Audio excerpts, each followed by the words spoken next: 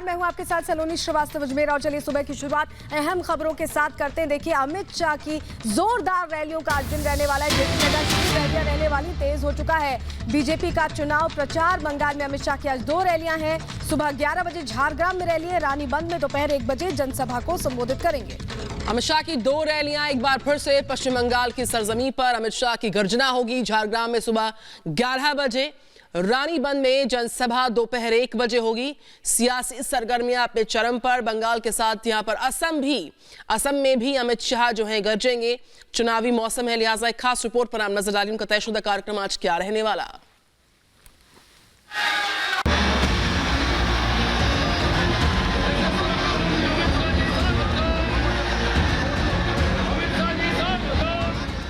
गृह मंत्री अमित शाह के दौरे से बंगाल की सियासी तपिश और बढ़ गई है।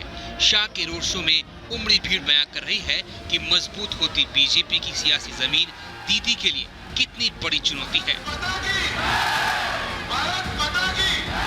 बंगाल के 2 दिवसीय दौरे के पहले दिन कल अमित शाह ने खड़गपुर में रोड शो किया। जन सैलाब को संबोधित करते हुए शाह ने दीदी पर जमकर निशाना साधा। यहाँ परिवर्तन होने जा रहा है। भारतीय जनता पार्टी 200 से ज्यादा सीटों के साथ, प्रचंड बहुमत के साथ मोदी जी के नेतृत्व में यहाँ सरकार बनाने जा रही है। मैं तो प्रार्थना कर रहा हूँ वो जल्दी स्वस्थ हो जाए, वरना ऐसा न कहे कि मैं चल नहीं पाती थी इसलिए हार गई। अमित शाह के बंगाल दौरे का आज दिन है। अमित शाह आज भी जनसभा को संबोधित करेंगे। अमित शाह की पहली जनसभा सुबह 11 बजे पश्चिम बंगाल के झारग्राम में होगी। इसके बाद रानीबंद में दोपहर 1 बजे दूसरी जनसभा को संबोधित करेंगे।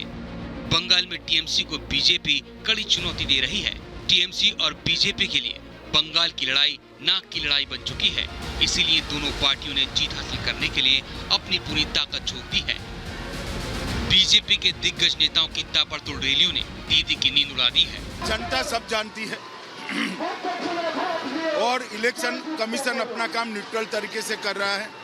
हो सकता है हमें भी कुछ चीजों से फरियाद हो सकता है हमारे विरोधियों को भी कुछ चीजों से फरियाद हो, मगर संवैधानिक स्थिति ये है कि इलेक्शन कमीशन को अपना काम करने देना चाहिए और उनके नेतृत्व में ही निष्पक्ष चुनाव हो सके। बंगाल में चुनावी जनसभा को संबोधित करने के बाद गृह मंत्री अमित शाह आज फिर असम जाएंगे और राजनीतिक कार्यक्रम में हिस्सा लेंगे।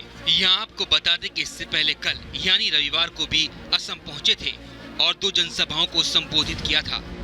इधर आज बीजेपी अध्यक्ष जेपी नड्डा भी असम पहुंचेंगे और एक के बाद एक 3 जनसभाओं को संबोधित करेंगे। जेपी नड्डा सबसे पहले आज सुबह 11 बजे डाकुआ खाना में जनसभा को संबोधित करेंगे। उसके बाद जेपी नड्डा 3:30 बजे सोथिया में रैली करेंगे। शाम 5 बजे बोरझाला में जनता के बीच में होंगे। अमित शाह और जेपी नड्डा ही नहीं बल्कि मध्य प्रदेश के मुख्यमंत्री शिवराज सिंह चौहान असम के तिरोश, गोवाला और डिब्रूगढ़ में 3 अलग-अलग जनसभाओं को संबोधित करेंगे। 2 मई को आने वाले 5 राज्यों के चुनावी नतीजों को जीत में तब्दील करने के लिए बीजेपी ने दिग्गज नेताओं की पूरी फौज चुनावी मैदान में उतार दी है। अमित शाह ने पश्चिम बंगाल के लिए 200+ का टारगेट रखा है, वहीं असम के लिए 100+ का टारगेट। बीजेपी के चाणक्य अच्छी तरह जानते हैं कि जिस टारगेट को वो साधना चाहते हैं उसको साधना आसान नहीं है। इसीलिए बीजेपी दिग्गज नेताओं की रैलियों और रोड शो के जरिए लोगों तक पहुंचने की कोशिश में जुटी हुई है। Report Republic Bharat.